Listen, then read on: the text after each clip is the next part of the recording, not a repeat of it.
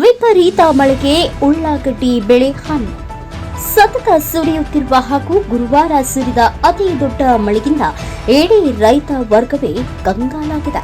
ಕಳೆದ ವರ್ಷವೂ ಬರಗಾಲಕ್ಕೆ ನಲುಗಿದ ರೈತರು ಮತ್ತೆ ಈ ವರ್ಷ ಅತಿ ಮಳೆಯಿಂದ ಗಾಯದ ಮೇಲೆ ಬರೆಗೆಳೆದಂತೆ ಮಳೆಯಿಂದ ಅಪಾರ ಪ್ರಮಾಣದ ಉಳ್ಳಾಗಡ್ಡಿ, ಹೆಸರು, ಉದ್ದು ಬೆಳೆಗಳಿಗೆ ಹಾನಿಯಾಗಿದೆ.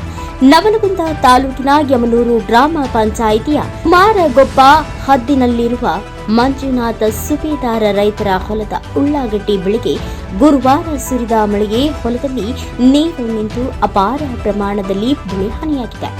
ಈ ವೇಳೆಯಲ್ಲಿ ರೈತ ಮಾಧ್ಯಮದ ಜೊತೆ ಮಾತನಾಡಿ, ದುಬಾರಿ ಬಿತ್ತನೆ ಬೀಜ, ಬಿತ್ತನೆ ಖರ್ಚು, ಕಳೆ ತೆಗೆಸುವುದು, ಔಷಧಿ ಸಿಂಪಡಣೆ ಮಾಡುವುದು ಸೇರಿ ಎಕರೆಗೆ ಕನಿಷ್ಠ 25 ರಿಂದ 30 ಸಾವಿರ ರೂಪಾಯಿ ಖರ್ಚು ಮಾಡಿದ್ದಾರೆ. ಸದ್ಯ ಮಾರುಕಟ್ಟೆಯಲ್ಲಿ ಈರುಳ್ಳಿ ಪ್ರತಿ ಕೆಜಿಗೆ 45 ರಿಂದ 55 ರೂಪಾಯಿನಂತೆ ಮಾರಾಟ ಮಾಡಲಾಗುತ್ತಿದೆ. ಆದರೆ ಬೆಳೆದ ಬೆಳೆ ಕೈಬಾರದ ಪರಿಸ್ಥಿತಿ ಬಂದೊದಗಿದೆ ಎಂದು ಮಾಧ್ಯಮದ ಜೊತೆಗೆ ತಮ್ಮ ಅಳಲನ್ನ ತೋಡಿಕೊಂಡರು. ಕೂಡಲೇ ಸಂಬಂಧಪಟ್ಟ ಅಧಿಕಾರಿಗಳು ರೈತರ ಹೊಲಗಳಿಗೆ ಭೇಟಿ ನೀಡಿ ಸರ್ಕಾರದಿಂದ ಬರುವ ಪರಿಹಾರ ಒದಗಿಸಿದರೆ ಅನುಕೂಲವಾಗುತ್ತೆ ಎನ್ನುತ್ತಾರೆ ರೈತರು. Rajasab Shirkol, NKS TV4 news, Navalgund. Subedar ಅಂತೇಳಿ ಯಮನೂರು ಗ್ರಾಮ ಪಂಚಾಯತಿ ಸುಮಾರು ಬರ್ತಕ್ಕಂಥ ಹೊಲ ಇದೆ. ಉಳ್ಳಾಗಡ್ಡಿ ಹೊಲ 30 ಎಕರೆ ಹೊಲ ಇದೆ.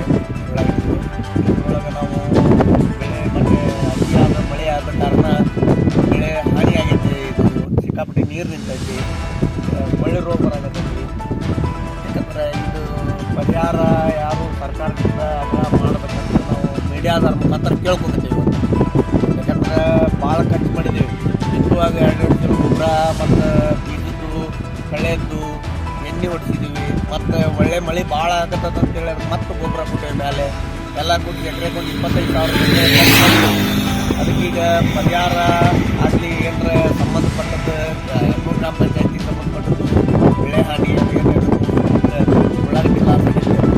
ನಾನು ನೋಡ್ಬೋದು ಪ್ರತ್ಯಕ್ಷವಾಗಿ ಮೀಡಿಯಾದವ್ರ ಮುಖಾಂತರ ನಾನು ವಿನಂತಿ ಮಾಡ್ತೀನಿ.